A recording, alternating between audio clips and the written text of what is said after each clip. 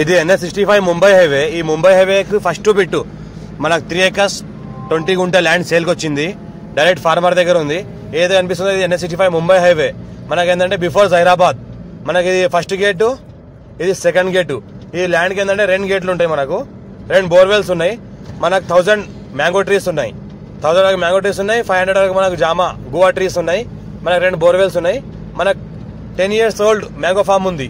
Clear title స్కోర్ బి direct farmer. Reddy's దగ్గర రెడ్డిస్ ప్రాపర్టీ. ఇది అర్జెంట్ సేల్ ఉంది. NH65 ముంబై హైవే పక్కన చూసుకుంటే విలేజ్ ఉంది. విలేజ్ ఆనుకొని నియర్ బై విలేజ్ ఆనుకొని ఉంటుంది. క్లియర్ టైటిల్ 54 నుంచి ఖాసరా పహాణి ఆర్వా రికార్డ్ ఈసీ సెల్లిడ్ కాపీస్ అంతా క్లియర్ గా ఉంది.